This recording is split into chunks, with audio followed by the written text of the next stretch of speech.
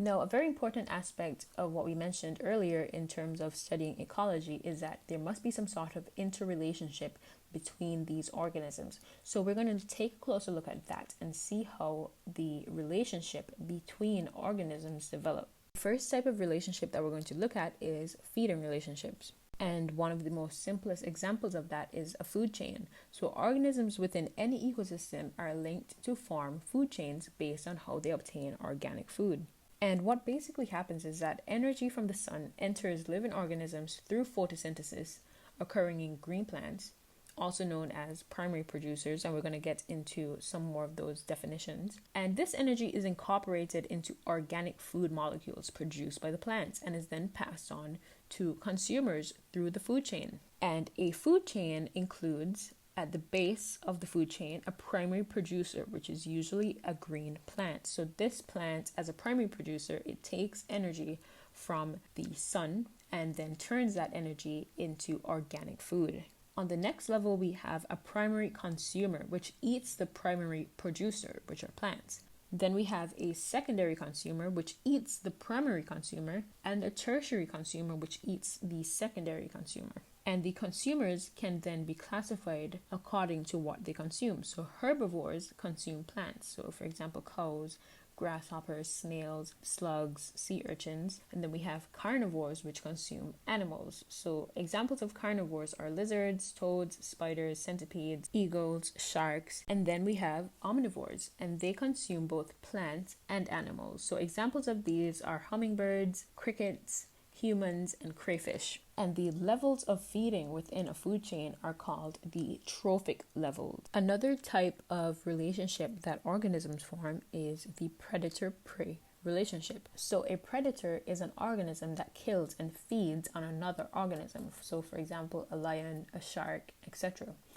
The prey is the organism that the predator eats. So for example, in the case of a lion, a zebra, a seal, in the case of a shark, etc., etc. The predators are often the prey of other organisms, and prey are oftentimes predators themselves. An apex predator is at the top of the food chain and has no predators. Example, killer whales, tiger sharks, hawks, and owls. A predator and its prey evolve together. The predator must evolve characteristics to catch its prey. Example, speed, stealth, camouflage, highly developed senses, sharp and piercing mouth parts, poison to kill its prey, immunity to its prey's poison, and so on. At the same time, the prey evolves characteristics to avoid being eaten. Example, speed, camouflage, highly developed senses, rapid responses, poisons, protective body coverings, and so on. The predator-prey relationship serves as a biological control and keeps the number of organisms in an ecosystem relatively constant. If a predator overhunts its prey,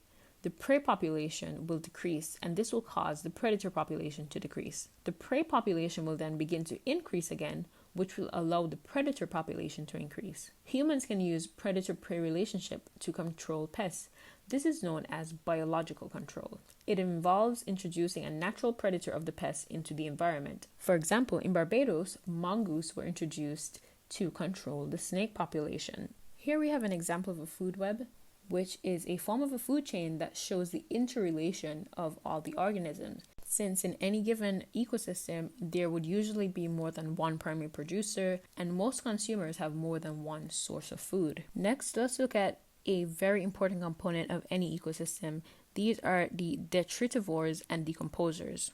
They are essential for the recycling of chemical elements within the ecosystem. So detritivores are animals like earthworms, woodlice, millipedes, and sea cucumbers, which feed on pieces of decomposing organic matter, breaking them down into smaller fragments. And then decomposers are microorganisms, for example, bacteria or fungi, which feed on dead and waste organic matter, causing it to decompose. They secrete digestive enzymes that break down complex organic compounds into simple organic compounds, which they absorb. During this process, they release carbon dioxide and inorganic mineral nutrients in the form of ions, for example, nitrates and sulfates, which can then be reabsorbed and reused by plants. So symbiosis is any close relationship between two organisms of different species. Symbiotic relationships can be divided into the following types. So you have parasitism, commensalism, and mutualism. Parasitism occurs when one organism, the parasite, gains benefit and the other organism, the host, is harmed. Examples of this are lice and ticks that live on certain animals, example humans, dogs, and cows, by sucking their blood. The tapeworm, which lives in the intestines of humans, which absorbs digested food from the intestines and also gains shelter and protection, while the infected person suffers from abdominal pain, loss of appetite, weight loss, etc. Commensalism is where one organism, the commensal, gains benefit while the other organism neither gains nor is harmed. An example of this is the cattle egrets.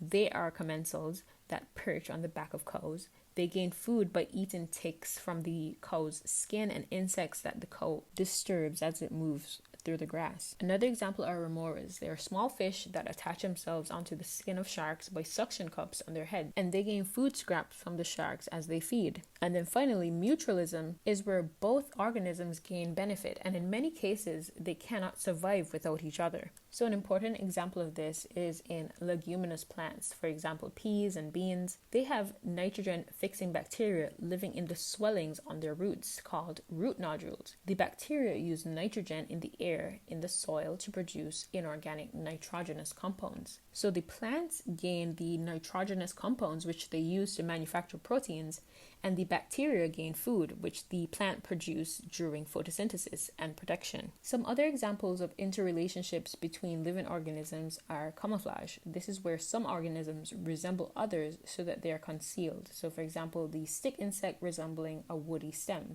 Another is pollination, where many plants depend on insects, small birds, or bats to transfer their pollen from one flower to another for reproduction. We also have support, where some organisms use others for support. So for example, a bird building its nest in a tree, vines using the support of another plant to grow closer to the sun. And another relationship is protection. So some organisms use others for protection. For example, the grasshopper living in long grass.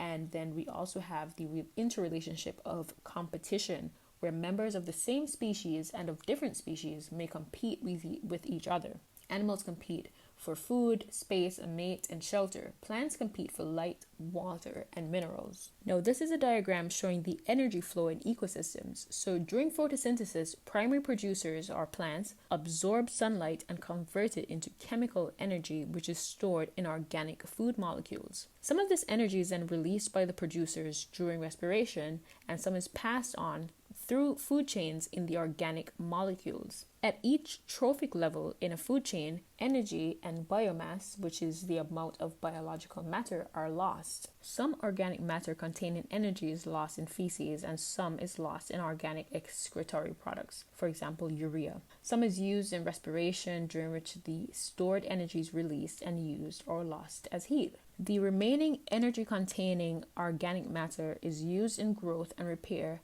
and is then passed on to the next trophic level when the organisms are consumed. Then the organisms that are not consumed eventually die. The organic matter in feces, excretory products, and dead organisms is decomposed by decomposers, and they release the energy during respiration. Energy, therefore, flows from producer to consumers and decomposers in one direction through ecosystems and is not recycled. In general, only 10% of the energy from one level is transferred to the next. The energy, biomass, and number of organisms at successive levels can be represented by ecological pyramids, and that's what we have right here. So due to the loss of energy and biomass at each level, food chains can rarely exceed 4 or 5 trophic levels.